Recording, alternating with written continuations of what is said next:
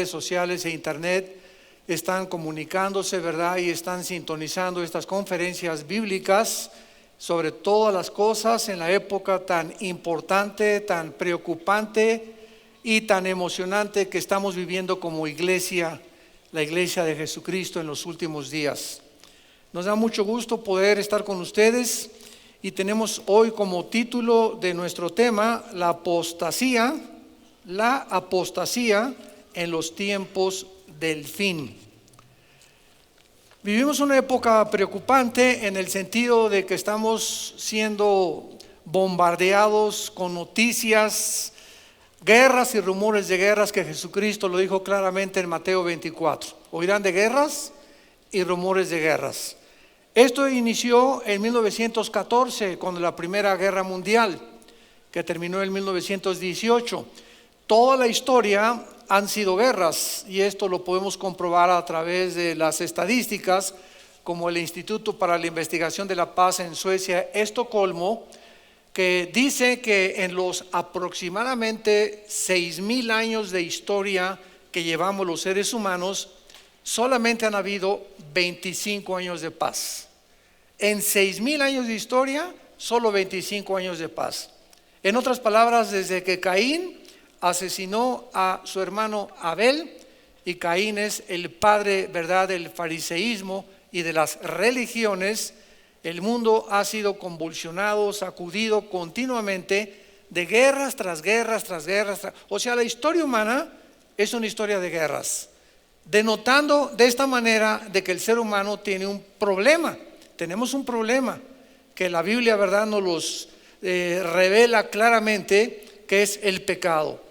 Esa tendencia de estar buscando mis intereses, amarme a mí mismo, la avaricia, el egoísmo, ese impulso de querer conquistar, tener poder sobre los demás, dominar a los demás, se encuentra dentro de la naturaleza humana.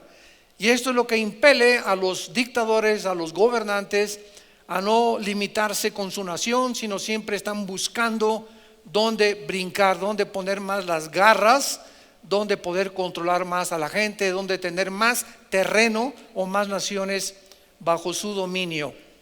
Entonces no es nada antinatural que podamos escuchar nosotros en el siglo XXI, después de todos los avances tecnológicos y científicos a los que la humanidad ha llegado, que estemos a punto de una tercera guerra mundial.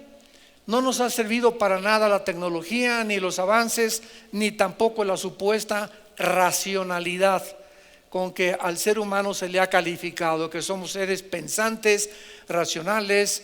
Y esta es la razón, ¿verdad?, de ideologías como el comunismo, el fascismo, el nazismo del siglo XX, que fueron precisamente los culpables de más de 150 millones de personas. Desde que consideramos que venimos de los animales, y cuando la teoría de la evolución se continúa enseñando en las universidades, en las preparatorias, etcétera, etcétera, en los museos se encuentra la famosa teoría de la evolución, no nos extrañemos pues si realmente hemos llegado a considerar y a creer que venimos de los animales, que nos portemos como los animales.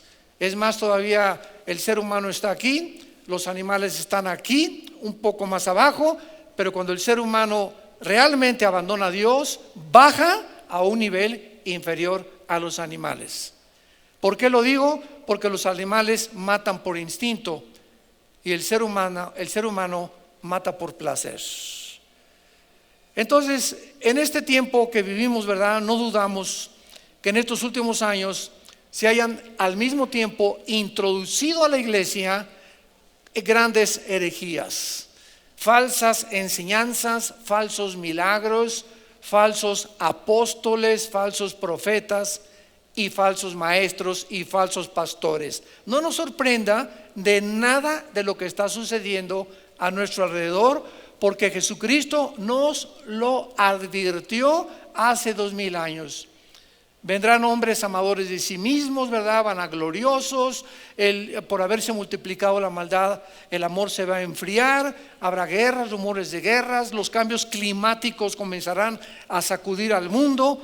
Y todas estas son señales ya de que el mundo en el que vivimos se está acercando a su propia descomposición social, a su propia descomposición ecológica. Ya estamos cerquita de la final autodestrucción o extinción del ser humano. Y la Biblia dice que si Jesucristo no regresara por segunda vez, cuando estemos en la tercera guerra mundial, nos hubiéramos autodestruido. Así que Jesucristo baja a este mundo antes de que nos acabemos unos a otros. Sin embargo, nada de estas cosas, lo vuelvo a repetir, nos deben desanimar. Todo lo contrario, debemos estar contentos y alegres, como esa niña que viajaba en un tren con una pareja de viejitos enfrente, y el tren pasó por unas lluvias, cayó una lluvia tremenda y el tren se hacía así, parece que se iba a salir de las vías. Luego cayeron como una granizada tremenda, luego vino una oscuridad, se fue la luz por todo el tren, y siempre los viejitos veían a esta niña sentada enfrente de ellos en uno de los vagones, que estaba impávida la niña, tranquila, no se alteraba por ninguna cosa, y ya está temblando, y la lluvia y esto y el otro.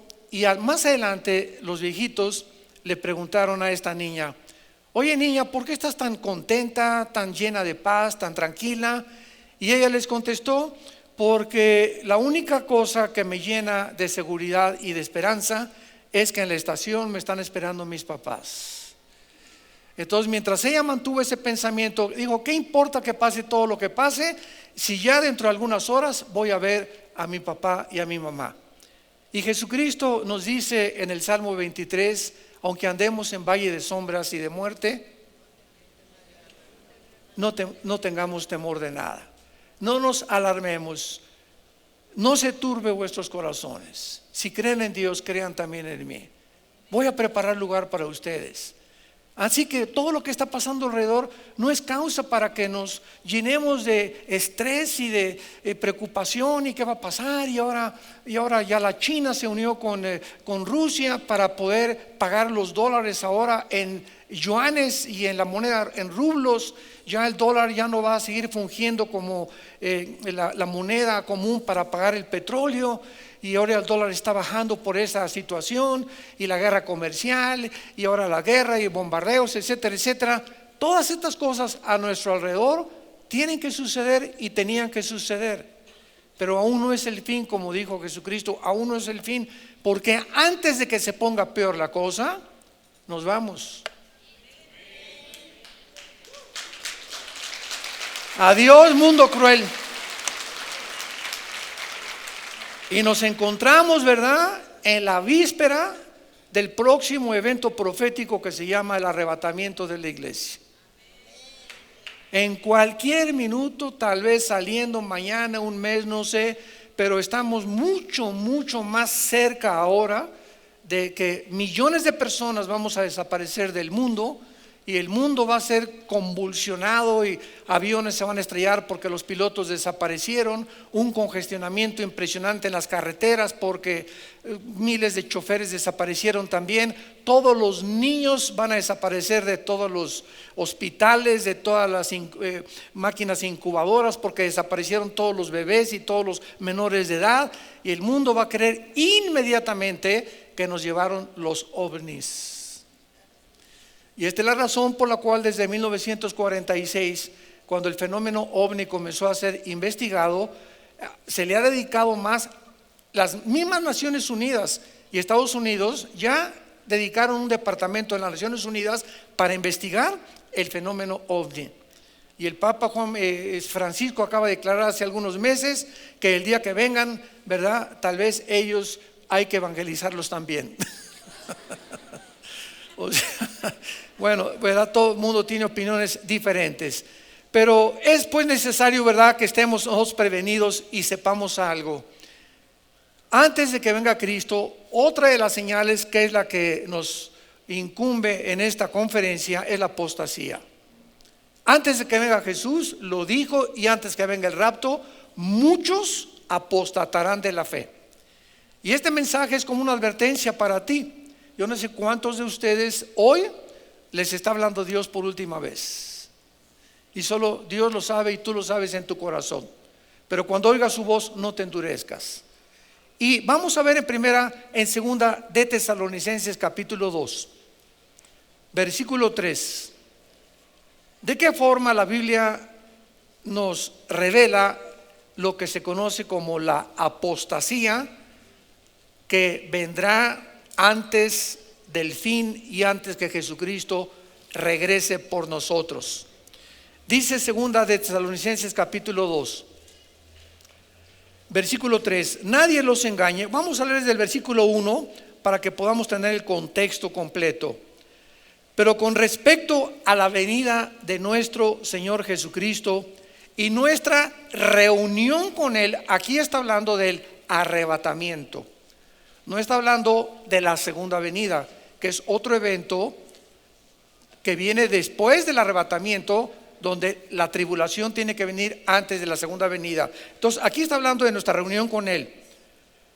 No se dejen mover fácilmente de vuestro modo de pensar, ni se conturben por espíritu, ni por palabra, ni por carta, como si fuera nuestra, en el sentido de que el día del Señor, o sea, la tribulación, cuando vean ustedes el día del Señor, siempre es la tribulación, está cerca. Nadie los engañe en ninguna manera, porque no vendrá sin que antes venga, ¿qué cosa? La apostasía, y se manifieste el hombre de pecado, el hijo de perdición. Apunten la palabra griega que se utilizó para poder traducir al castellano la palabra apostasía, y es la palabra griega apistemi, con A de Armando, PH, apistemi, tal como suena, y literalmente significa alejarse o abandonar el camino o la verdad, apartarse del camino, salirse del camino.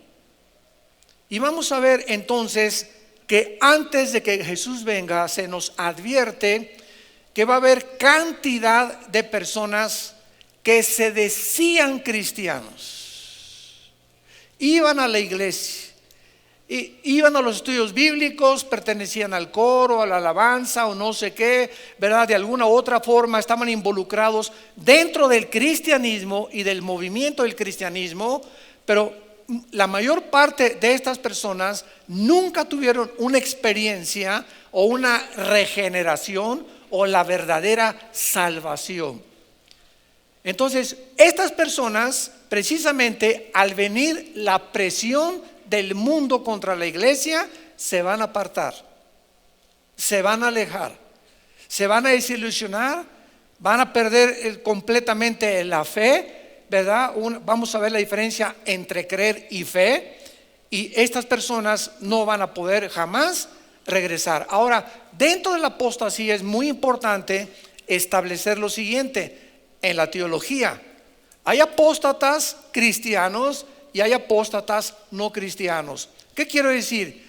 Hay cristianos que se alejan temporalmente de la iglesia. Que calle el hermano Chucho, el hermano Pancho, el hermano Carlitos ya cayó, ya el hermano hace una semana estaba ahogado de borracho con una de don Julio reposado junto con él. O ya se fue con otra mujer, etcétera, etcétera. Pero escuchen esto, la Biblia dice en Hebreos capítulo 12 que cuando un cristiano se aleja o se aparta, puede ser 3, 4, 5, 6 meses. Hay cristianos, yo conozco, que se han alejado hasta un año. Si son realmente hijos, Dios los disciplina. Si no son hijos, Dios deja que sigan haciendo lo que les dé su real gana. Esa es la diferencia. Pero cuando somos hijos, nos promete Dios que de la oreja nos hace regresar. Y si tienen ustedes hijos que se han brincado las trancas o hijos que se han apartado, tenemos una promesa de que nuestros hijos serán salvos. Y la mayor parte de nosotros hemos tenido hijos que se han apartado del camino temporalmente, pero hemos visto la fidelidad de Dios, cómo los hace regresar. Y los hace regresar de la oreja, vuelvo a repetir. Entonces, por eso, porque eran salvos. Pero el que no es salvo y se aparta, dice 1 Juan capítulo 2, salieron de nosotros, pero no eran de nosotros. porque si hubieran sido de nosotros, hubieran permanecido con nosotros. Pero salieron o se apartaron porque no todos son de nosotros.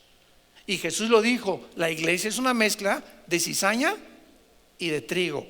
O sea, no el que está a tu derecha ahorita, el que está a tu izquierda y atrás, aunque tiene cara de San Clodomiro y de Santa Rita de Casia, es cristiano. Entonces la iglesia está llena de personas, y no solamente esta, las iglesias en general, la iglesia visible en el mundo entero es una mezcla de los que son y de los que no son. En otras palabras, todas las iglesias, sin ninguna excepción, estamos infiltrados. Y solamente el tiempo denota quiénes realmente se quedan o permanecen en la verdad, precisamente porque perseveraron en la gracia de Dios. Los que no son los que van a personas a jalar a los discípulos, a poner divisiones, a poner chismes dentro de la iglesia, a sacar a otros, etcétera, etcétera, porque dicen Judas, que es la última carta antes de Apocalipsis, son los sensuales que no tienen el Espíritu Santo. Muy bien, veamos algunos ejemplos en la Biblia de apostasía. En Juan capítulo 13, el Evangelio de Juan capítulo 13, tenemos al primero y el más grande ejemplo de la apostasía, que se llamó Judas Iscariote. Porque hay un Judas que no es Iscariote, que escribió la epístola de Judas. Y vemos nosotros que este hombre Judas desayunó con Cristo, comió con Cristo, cenó con Cristo, viajó con Cristo, se sentó a los pies de Jesús. O sea, imagínense nada más ser discipulado por Cristo. Y este hombre, que formó parte del grupo de los apóstoles durante casi 3 años y medio, nunca fue salvo. Yo he encontrado personas que me han dicho, ¿verdad?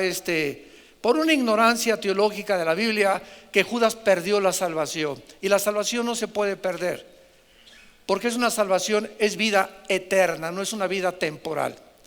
Y si la salvación no nos la ganamos por obras, es imposible que la perdamos tampoco por obras. Entonces Judas jamás fue salvo, y lo vamos a comprobar.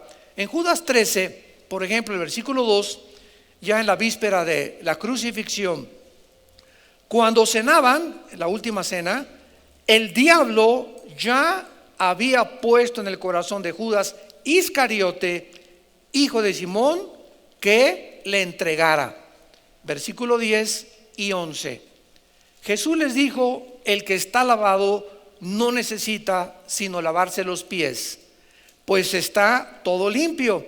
Y vosotros limpios estáis, aunque no todos, porque sabía quién le iba a entregar. Por eso dijo: no estáis limpios todos. Versículo 26. Respondió Jesús: a quien yo diera el pan mojado, aquel es. Y mojando el pan, lo dio a Judas Iscariote, hijo de Simón. Y después del bocado, Satanás entró en él, literalmente. Entonces Jesús le dijo: lo que vas a hacer, hazlo más pronto. Y vayamos al capítulo 17 del mismo Evangelio de Juan, versículo 12, en la famosa oración sacerdotal de Jesús. Miren lo que dice Jesús, Juan 17, versículo 12. Cuando estaba con ellos en el mundo, yo los guardaba en tu nombre, y ninguno de ellos se perdió, sino el hijo de perdición, para que la escritura se cumpliera. Vemos pues que Judas ya estaba escrito y ya era el hijo de la perdición. Y esta palabra perdición es la palabra griega apoleia, de donde viene la palabra Apolión, o el destructor, que significa hijo para ser destruido. Así pues, este es un ejemplo tremendo de este hombre que traiciona a Jesús, al igual que Pedro. 2 discípulos de Cristo cometen alta traición en la víspera de su crucifixión. Uno lo vende por 30 miserables monedas de plata, y el otro niega 3 veces que ni siquiera lo conoce. Vean nada más los discipulitos que tenía Jesús, ¿eh? ¿Cuál es la diferencia entre Judas y entre Pedro? Porque los dos son culpables, los dos apostataron, los dos abandonaron. Yo lo vendo y el otro yo ni lo conozco, les dijo a los soldados y a las personas. Y cuando cantó el gallo 3 veces, que Jesús lo había anticipado, Pedro voltea y ve a Jesús, y en ese momento se acuerda Pedro de que Jesús le había dicho: cuando cante el gallo, entonces recordarás que tú me vas a negar. ¿Cuál fue la diferencia entre estos dos hombres que traicionaron a Jesús? Uno se suicida y el otro llora amargamente, pero no se quita la vida. Esta es la gran diferencia entre un apóstata que nunca fue salvo y aquel que es salvo y que reconoce: ¿por qué hice esto? ¿Por qué me he alejado? Pero precisamente porque es salvo, él regresa y él comienza a buscar la reconciliación. Judas se quita la vida, se va a un árbol y se cuelga y se ahorca, se rompe la cuerda, dice en Hechos 1:18, y se destripa completamente. Así acabó Judas. Y en Juan capítulo 21, Cristo, cuando resucita, se le aparece a Pedro para sanar la amargura que tenía en su corazón de haber traicionado a su maestro. Y entonces es la escena cuando Jesús le dice a Pedro: Pedro, ¿me amas? Y Pedro se queda impávido. Señor, claro que te amo. Apacienta mis ovejas, le dice Jesús. Y le vuelve a decir Jesús: ¿me amas, Pedro? Señor, tú sabes que te amo. ¿Por qué me insistes? Apacienta mis ovejas. Y por 3ª vez: ¿me amas, Pedro? Sí te amo, Señor. Y en ese momento es interesante que en el griego hay 2 palabras para el amor: fileos, que es el amor fraternal, el amor que le tienes a tu mamá, a nuestra patria, a nuestra bandera, etcétera, etcétera, a nuestra nación. Pero hay otra palabra que es el amor ágape, que es el amor que Dios derramó en nuestros corazones, que es un amor sobrehumano. La persona que no tiene a Cristo no puede amar como ágape, es un amor incondicional. Entonces Cristo le dijo a Pedro: Pedro, ¿me amas? Y cuando le estaba diciendo Pedro, le estaba diciendo: Pedro, ¿me agapeas? O sea, ¿me amas incondicionalmente? Y él estaba contestando: sí, claro, eres mi amigo. O sea, sí te amo, fileo, pero no ágape. Entonces lo que Jesús quería saber era que la única forma en la que nosotros mostramos el amor a Él es amando a los demás incondicionalmente. Apacienta mis ovejas. Si tú realmente amas a Jesús, amas a tus papás, amas a tus hermanos, amas a la gente, tienes compasión por la gente. Ese es el amor verdadero que tenemos que tener amando a Jesús. Y recuerdan ustedes cuáles son los 2 mandamientos que resumen los 10, ¿se acuerdan? En el Antiguo Testamento son 10 mandamientos. Viene Jesús y dice: lo voy a resumir en 2, porque los primeros 4 mandamientos de los 10 mandamientos están relacionados con Dios. Amarás a Dios sobre todas las cosas, santificarás las fiestas, etcétera, etcétera, honrarás. Y los otros 6 mandamientos están relacionados con el prójimo: no hurtarás, no robarás, no matarás, no desearás a la mujer de tu prójimo. Y Jesús dice: amarás al Señor, el primer mandamiento, y a tu prójimo como a ti mismo. Ese es el resumen de los 10 mandamientos. Yo no puedo decir que amo a Dios si tengo algo contra alguien y lo odio y tengo rencor contra él. Es imposible. Si yo amo a Dios, perdono a mi hermano. Y si no tengo una relación horizontal con mi prójimo, miento al decir yo amo a Dios. Porque al amar a Dios, la única forma de mostrarlo es amando a los demás y perdonando 70 veces 7 lo que la gente te haya hecho. Nunca guardar rencor, como lo vamos a ver, porque es una causa de la apostasía. Veamos ahora los caminos hacia la apostasía. Y la Biblia nos advierte que la apostasía, o sea, no te vas a alejar de repente de Cristo ni de la iglesia, sino que comienza de diferentes maneras, y veamos de qué maneras se manifiesta. Número 1, en 2 de Timoteo capítulo 3, dice la Biblia que muchas personas realmente no hablan más que mal de Dios y comienzan a hablar cosas que ni siquiera entienden lo que están diciendo. Dice 2 de Timoteo capítulo 3, son personas amadoras de sí mismas, en otras palabras, y creen que ellos dicen que son cristianos, pero con sus hechos lo niegan. O sea, son personas que niegan la piedad. Segunda de Timoteo 3, versículo 5. Tienen apariencia de San Clodomiro, de piedad. Tienen cara de santos o de santas, pero niegan su eficacia. A estos evita. O sea, si una persona habla y dice, bueno, soy cristiano, etcétera, etcétera, pero en mis acciones no lo demuestro, y vamos a comenzar con la familia, vamos a comenzar con el matrimonio, porque el matrimonio es el gimnasio de Dios. Entonces, si yo digo realmente amo a Dios y vengo a la iglesia o formo parte de un ministerio o quiero ser pastor o dime lo que tú quieras, y yo en mi casa a mi esposa no es mi reina, mi consentida, mi amiga, mi compañera, mi amante, y mis hijos ven el trato que yo le doy a mi esposa, mis hijos ven el trato que le doy a mi esposo, cómo lo atiendo, cómo lo sirvo, cómo lo amo, etcétera, etcétera, entonces estoy negando con mis acciones lo que sale de mi boca. Y me van a decir el bocón de Catepec, perdón, de Metepec, siempre me confundo con los dos municipios. Entonces es importante, ¿verdad?, que nosotros entendamos eso. Cuando una persona habla y sus acciones contradicen lo que él está diciendo, ¿saben ustedes lo que pasa? Que la personalidad se comienza a desintegrar. Te comienzas a desintegrar moralmente, porque comienzas a negar con lo que tú hiciste lo que realmente crees. Número 2, en Primera de Juan capítulo 2, el segundo camino a la apostasía es mantener rencor contra alguien. Escúchame con mucho cuidado, abre bien tus oídos. Primera de Juan 2, del 9 al 11. El que dice, ahí está, el que habla, es muy fácil hablar y decir, ¿verdad? El que dice que está en la luz y aborrece a su hermano, está todavía en tinieblas. El que ama a su hermano permanece en luz y en él no hay tropiezo.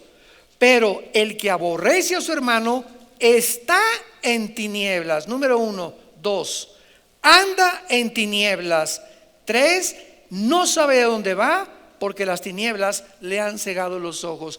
Es increíble que en la vida cristiana vamos caminando y el momento que yo tengo algo en mi corazón contra alguien que no he perdonado, inmediatamente se me funden los fusibles espirituales. Inmediatamente se me apaga la luz espiritual y yo sigo creyendo que soy cristiano o que estoy en el camino de Dios. Porque el pecado engaña y te hace creer que estás bien cuando estás mal.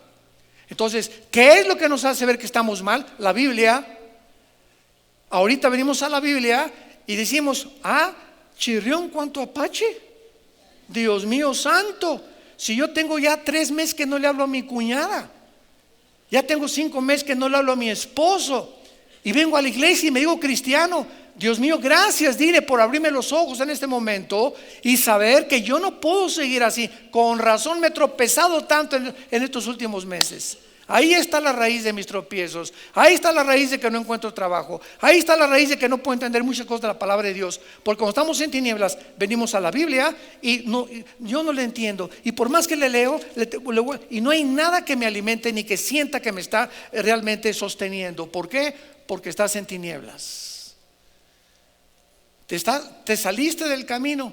El rencor, la amargura, dice Hebreos 12, versículo 7 o 8, Hebreos 12, el que realmente no perdona y permite que la amargura llegue a su corazón, bloquea la gracia de Dios. Ya Dios no puede trabajar con tu vida. La amargura y el rencor es un lujo que los cristianos no podemos tener. Tenemos que perdonar. Tenemos que perdonar. Y cuando no perdonas, llevas la amargura a Cancún, llevas la amargura a Acapulco, llevas la amargura en Semana Santa por todos lados. Y es como si traes ahí odias a Panchito, y donde quiera que vas, traes a Panchito por todos lados, así como con un hilito, ahí lo traes detrás de ti porque lo odias. Y bueno, y te odio, y ahí lo traes. Y tienes 3 meses que no lo olvidas. Y cuando lo perdonas, cortas el cordón que te unía a Panchito y eres libre. Lo sueltas ya, que se lo lleve la goma. Yo no me voy a vengar de él. Señor, te lo entrego y me lo encuentro. ¿Qué tal? ¿Cómo estás? Bien. Yo vi esto si tú me quieres seguir odiando, ódiame y no me perdones, pero yo no tengo ya nada contra ti. La venganza es de Dios, no es de nosotros. Y la amargura y el rencor contra alguien va a impedir y va a comenzar a sacarte del camino sin que tú te des cuenta, como lo dice la palabra de Dios. En tercer lugar, otra tendencia hacia la apostasía, 1 Timoteo capítulo 4, versículo del 1 al 3. 1 Timoteo capítulo 4, versículo del 1 al 3. El Espíritu dice claramente, o sea, sin ningún lugar a dudas, que ¿cuándo? En los últimos tiempos, en los postreros tiempos, algunos apostatarán de la fe, escuchando a espíritus engañadores y a enseñanzas o doctrinas de demonios. Ahora, fíjate con mucho cuidado antes de seguir adelante. ¿Es posible que oigamos la voz de los demonios? ¿No te has preguntado? Escuchando a espíritus de demonios, espíritus engañadores, que son enseñanzas que no son de la Biblia, sino son y vienen del infierno. Entonces, cuando un cristiano tiene amistades que no son cristianas y tú comienzas a escuchar a esa persona, que el Espíritu Santo no te está hablando a través de él, ni a través de ella. Es el peligro de tener un novio o una novia que no son cristianos, o tener amistades íntimas que no son cristianos. Podemos tener amigos porque en el trabajo, quien no son cristianos, casi todos no son cristianos. Hola Pancho, ¿cómo estás? Y todo. Pero de eso, a uno de esas personas, hacerlo mi amigo íntimo y pasar mucho tiempo con esa persona que no es cristiana conmigo, me va a lastimar, me va a hacer daño, porque va a comenzar a sembrarte semillas. Así comienza, semillas de duda. Oye, ¿realmente tú eres cristiano? ¿Y tú crees la palabra de Dios? Pues fíjate que yo soy budista y a mí tengo mucho más paz que tú, o creo en esto, o creo en aquello, o ándale, échate, de vez en cuando vamos a emborracharnos, o ¿a poco no tienes relaciones con tu novio? Ay, pues se tienen que conocer, ahorita todo el mundo fornica, es lo más normal del mundo, acostarte con tu novio antes de que te cases. Y comienzan sin que tú te des cuenta por escucharlos, estás escuchando demonios que a través de esas personas comienzan a infiltrar tus oídos, comienza tu mente a aceptar esos pensamientos y sin que te des cuenta comienzas a apartarte del camino. ¿Y desde cuándo Chachita ya no va a la iglesia? Desde que tiene las amigas que tiene. ¿Y desde cuándo Chuchito ya no va a la iglesia? Desde que comenzó a juntarse con Hipólito y Nicodemo.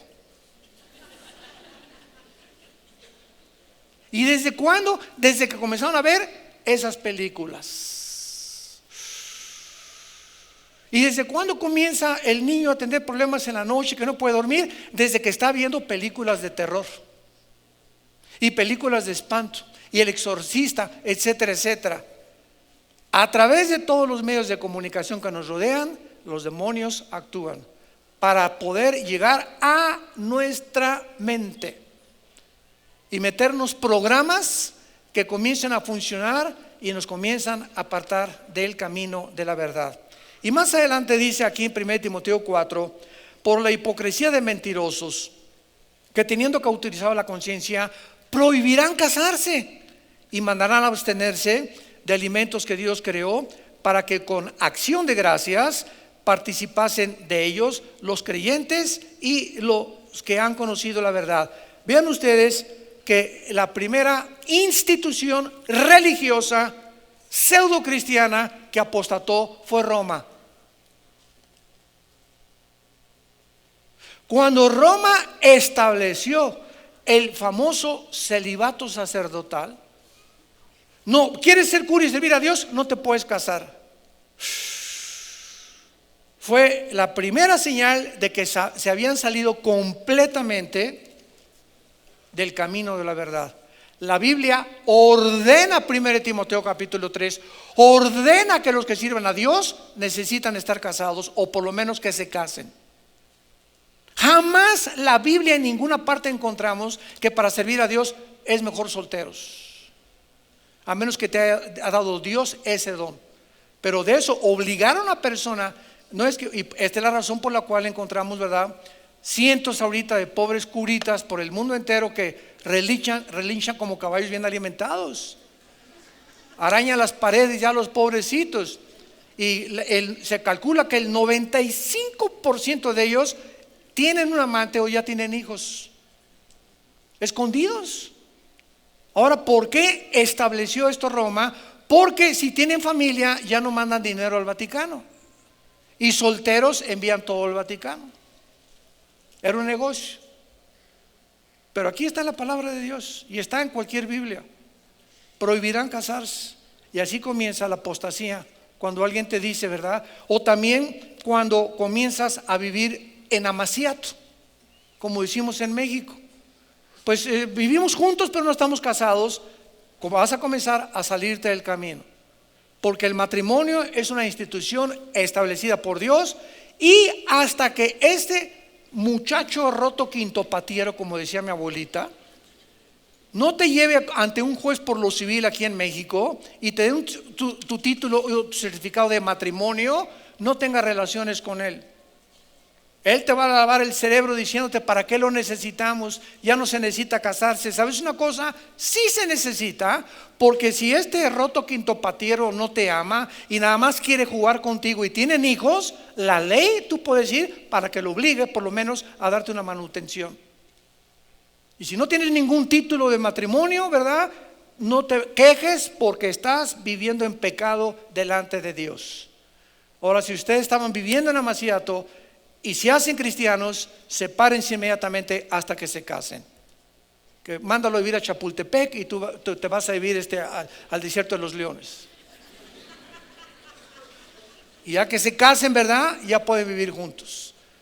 Pero vivir en fornicación antes o con tu novia es un camino a la apostasía. Sin que te des cuenta, por vivir en pecado te estás alejando de Dios, y cada vez oyes menos y menos y menos disciernes la voz del Espíritu Santo. Otro camino a la apostasía es abandonar la sana doctrina de la Biblia. Segunda de Timoteo capítulo 4,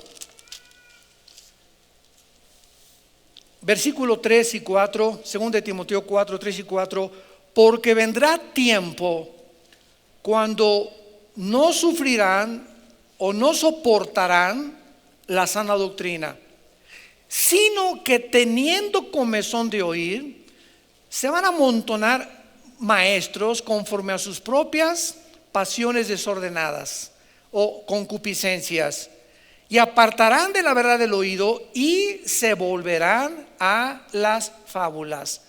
Y esta época en la que estamos viviendo nosotros es la más grande época del cristianismo, donde más herejías y falsas enseñanzas y falsos maestros y falsos apóstoles y falsas profecías y falsos profetas han inundado la iglesia. Y una cantidad inmensa de personas que se llaman cristianas no disciernen cuando oyen lo que es verdad y lo que no es verdad. Oyen a cualquiera y le creen a cualquiera lo que está diciendo.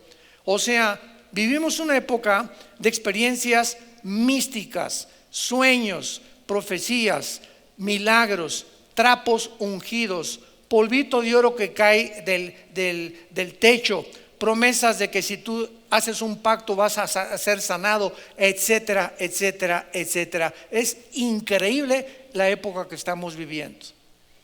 Mi esposo y yo, que estamos ahí en Estados Unidos, prendemos la televisión y veo un predicador que dice: ¿ves este trampito? Está ungido con aceite de Jerusalén. Yo le digo: ¿sabes qué? Yo tengo uno con aceite de oliva de Oaxaca. ¿Qué me importa que sea? Ya el aceite en el Antiguo Testamento era un símbolo nada más. Y ahora te lo mandan por 15 o por $20 y está además ungido por un pastor, no sé qué tantas cosas, y lo pones junto a tu cojín y se te quita el dolor de cabeza. Y ahí va la gente de tonta, ¿verdad?, de bruta, a comprar el pañuelito y a mandar la ofrenda o el trapito o un fetiche o una collar con una cruz de Jerusalén o por lo que sea, y comenzamos a atribuirle a los objetos milagros o a los fetiches, y eso se llama brujería. El autor de nuestra fe es Jesucristo. Y no voy a poner mi fe en nadie ni en ninguna cosa que no sea Jesús. Y cuando tú crees que esa botellita, ese aceite, esa botella de agua, etcétera, etcétera, has caído en la brujería. Porque es el espíritu que se esconde detrás de todas estas cosas, amuletos, fetiches. Ay, pues es viernes 13, es superstición. En los hoteles no hay el número 13, o si es el día 13 no me subo en el elevador, o si paso con una escalera o se me atravesó un gato negro, es mi día de mala suerte. Además yo soy Sagitario y dice mis horóscopos, tu padrino Walter Mercado, que hoy no hagas esto y no hagas aquello, y comienzas a atribuirle tu destino a los astros, a la luna, etcétera, etcétera, a las cosas, a las circunstancias, y no al Salvador que tienes en tu vida. Se ha salido la iglesia de la sana doctrina. Ahorita hay una enfermedad que es la más grande de la iglesia, que se llama la apostolitis. Increíble, todo el mundo se está haciendo apóstol de apóstoles. Cálmate, Malaquías. El año que entra van a ser querubines. Vean en Hechos capítulo 20 que el apóstol Pedro, consciente hace 2000 años de que estos peligros potenciales amenazaban a la iglesia, hizo advertencias fortísimas, directas, drásticas a los líderes, a los pastores de la iglesia de Éfeso. Hechos 20, dice el versículo 28, es Pablo despidiéndose ya se va Pablo de esta iglesia que fundó en Éfeso. Por tanto, miren por ustedes y por todo el rebaño en que el Espíritu Santo los ha puesto por obispos, para apacentar la iglesia del Señor, la cual él ganó por su propia sangre. Porque yo sé, o sea, Pablo no tenía ninguna duda, yo sé que después que me vaya, después de mi partida, entrarán en medio de vosotros conejitos, venaditos, borreguitos, lobos. Se meten a las iglesias lobos, rapaces, que no perdonarán al rebaño. Y de ustedes mismos, no de afuera, por el amor de Dios, entendamos esto. Los más grandes enemigos de la iglesia de Jesucristo están en medio de nosotros. Los más grandes enemigos van a hacer daño desde dentro de nosotros. De afuera no nos quieren, no somos monedita de oro para caerle bien a todos, ¿verdad? Como dice el dicho. Pero los más grandes enemigos de la iglesia están dentro de nosotros. Yo ahorita me meto a las redes de internet, que lo hago una vez cada 6 meses, cada 3 o 4 meses, cuando me avisan, y lo único que veo son ataques de cristianos contra cristianos. y este pastor, y este por aquí por allá, y este y el otro, y este y el otro, y ataque y ataque, y los cañones volteados en contra de nosotros y no contra nuestro verdadero enemigo, que es Satanás. Se está perdiendo de vista el objetivo de nuestro enemigo y estamos viéndonos entre nosotros como enemigos. Pero esas personas que infiltran las redes y YouTube, etcétera, etcétera, hablando de cantantes y pastores, sea cristianos, son personas no nacidas de nuevo, que siembran semillas de duda y atacan precisamente porque dice la Biblia, dentro de ustedes mismos. Y esas personas se dicen algunos líderes de algunas iglesias o cantantes de algunas iglesias. Tengan cuidado, santos de Dios, y ya no se metas tanto a ver las críticas y lo que opina, etcétera, etcétera. Ven a la Biblia. Uno de los secretos que un hombre de Dios me dio hace mucho tiempo fue el doctor Billy Graham. Mi hermano y yo, que está aquí, tuvimos la oportunidad de estar con él 2 días casi en Acapulco, en 1900, fue en los 80s, 84, 85 más o menos.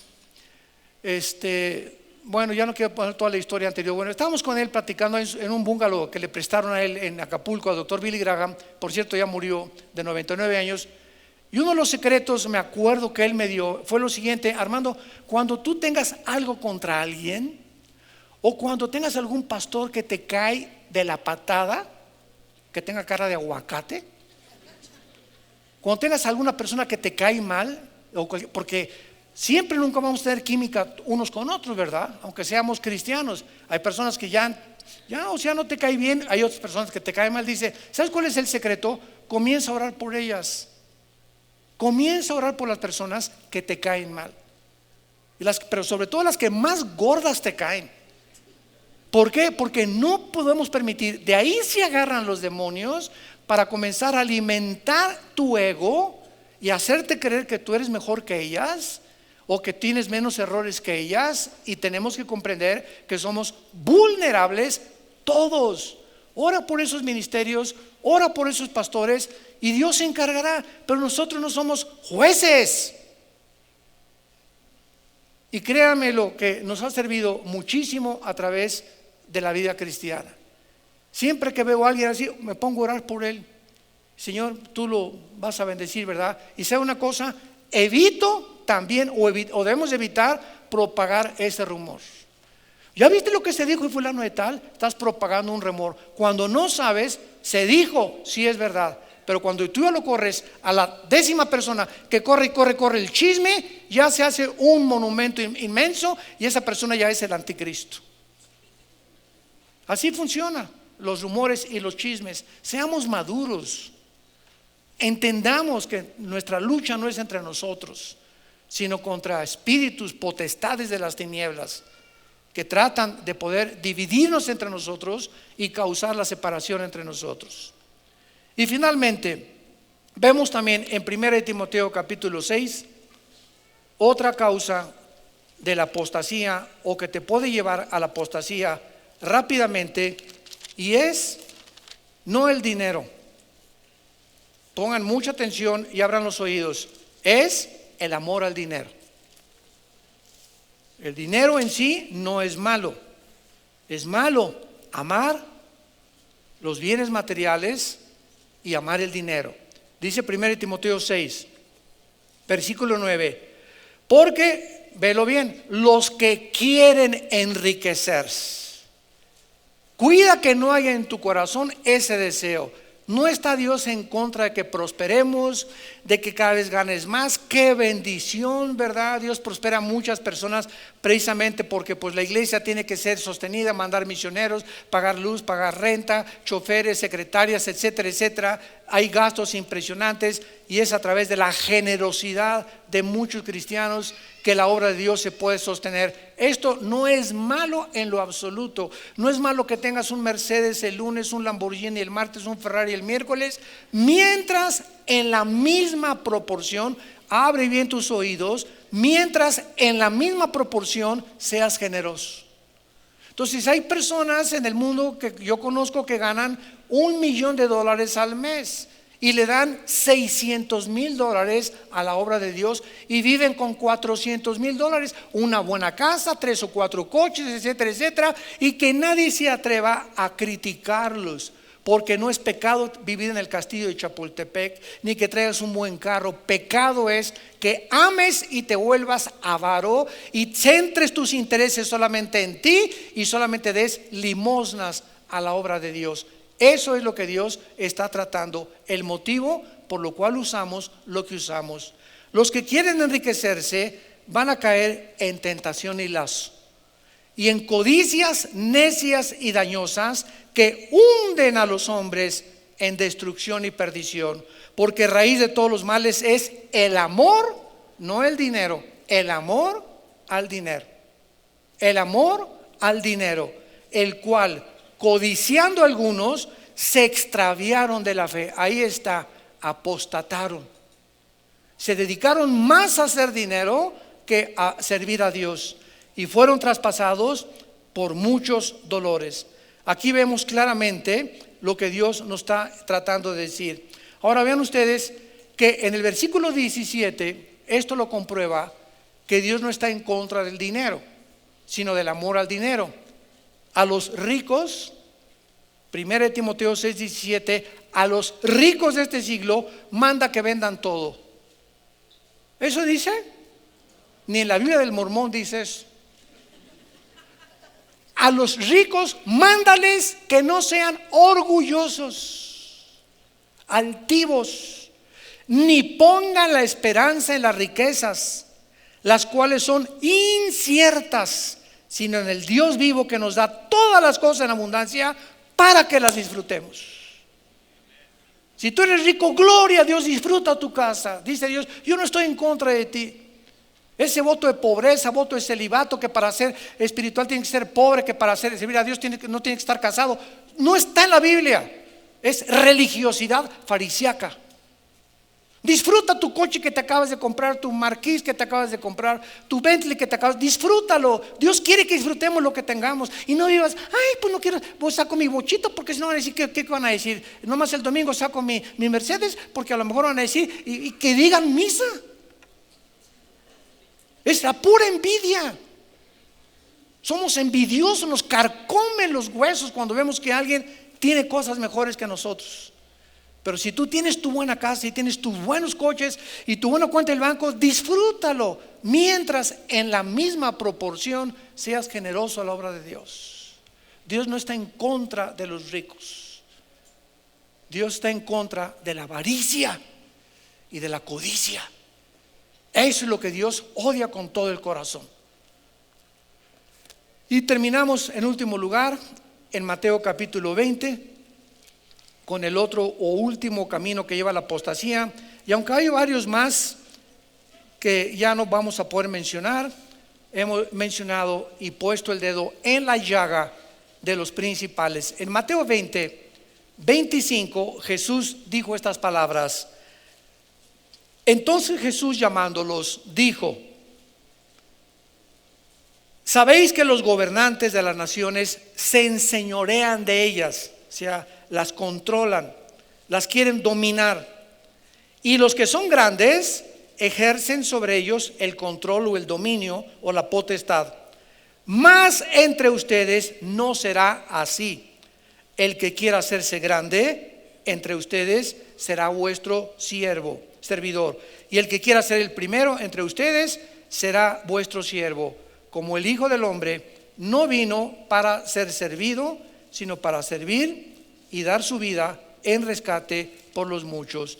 Otra y la última razón por la cual te puedes apartar del camino, esto principalmente lo hablo yo a los líderes, a los pastores, pero como todos de alguna forma somos líderes en nuestra casa, entonces se puede aplicar esta verdad. Esta última es tratar de controlar o dominar a los demás. Es un camino a la apostasía.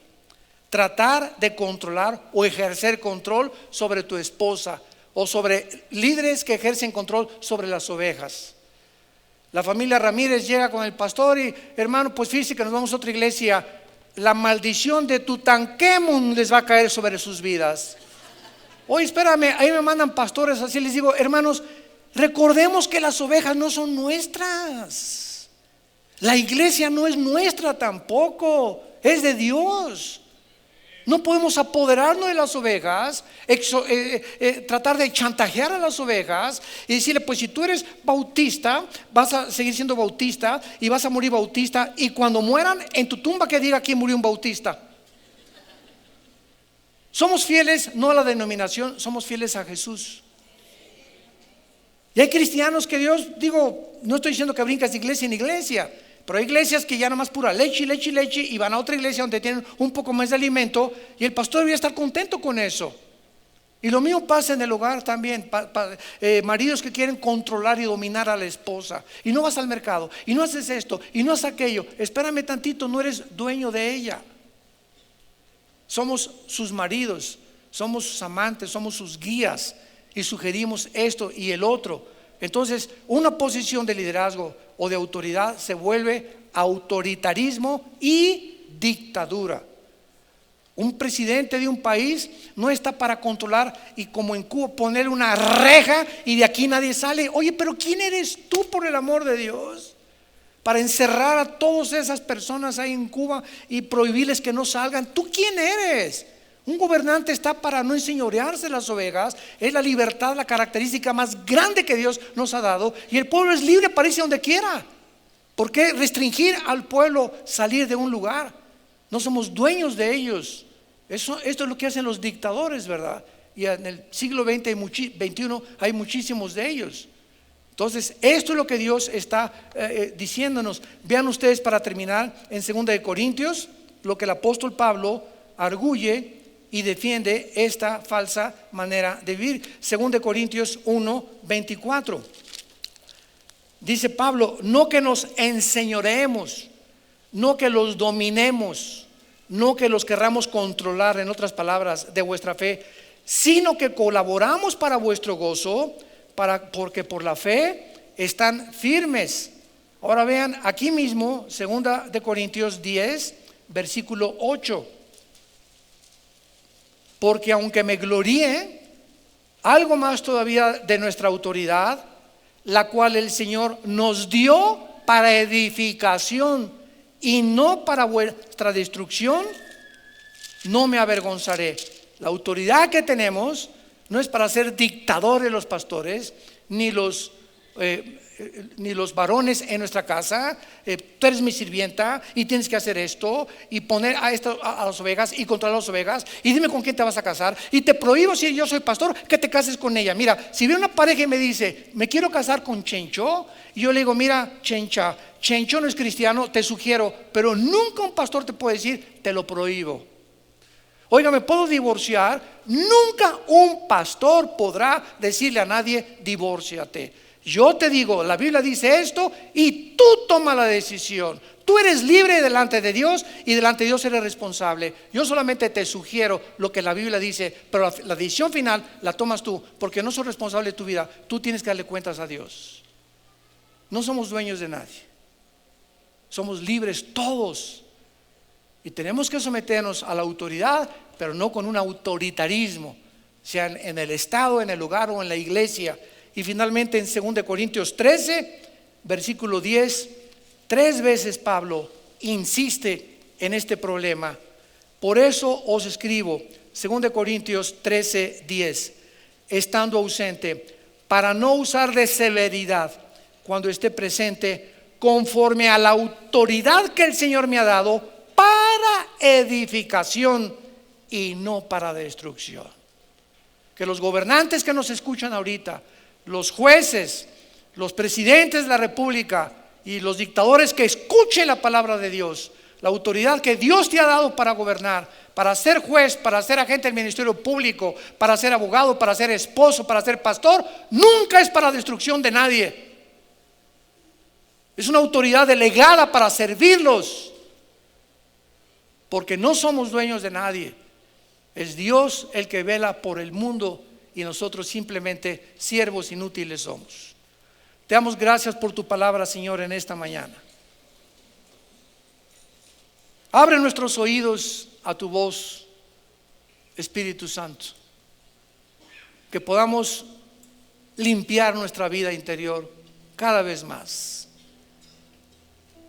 para que en estos tiempos difíciles que estamos atravesando podamos decir: Jehová es mi pastor, nada nos podrá nunca faltar. Y si crees que te falta algo, es porque Dios cree que no lo necesitas.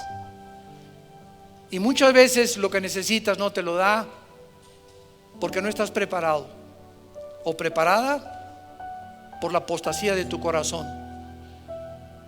Arreglemos nuestras cuentas con Dios en este momento, porque la sangre de Cristo nos limpia de toda maldad. La palabra de Dios es expuesta para alumbrar nuestro entendimiento y venir a la cruz. Todos los días venir a la cruz, así es, porque todos los días hay algo de que arrepentirnos. Somos criaturas imperfectas y gracias por la Biblia que nos muestra el camino donde debemos andar. Si alguna de estas causas que te pueden hacer una persona alejada y tal vez a convertirte en enemigo de la cruz que tú has oído esta mañana, pídele perdón a Dios. Él está con los brazos abiertos para que hoy mismo vuelvas otra vez a tener un nuevo comienzo. Qué maravillosa es la Biblia. Cada día nuevas son sus misericordias. Cada día tenemos la oportunidad de comenzar de nuevo con Él y comenzar a dejar lo que ya hicimos ayer, antier, la semana pasada, porque Él es gracioso y misericordioso. Y si tú en esta mañana no tienes a Jesucristo y nunca le has invitado a tu vida, nunca has sentido la necesidad que tienes de un jefe, de un gobernante espiritual sobre tu vida, que sea el que nos dé sus mandamientos y no nosotros los hagamos, y quieras en esta mañana sujetarte a la autoridad divina del Hijo de Dios, dile estas palabras con todo tu corazón: perdóname, Señor, de mis pecados. Creo que en esa cruz tu Hijo pagó en mi lugar con su sangre, con su vida, lo que yo nunca hubiera podido pagar con mis buenas obras ni con ningún sacrificio. Señor Jesucristo, porque creo que a los 3 días resucitaste, te invito a mi vida como mi Señor y Salvador. Lávame con tu sangre preciosa y muéstrame tu voluntad, porque quiero hacer tu voluntad. En el nombre de Jesús, amén.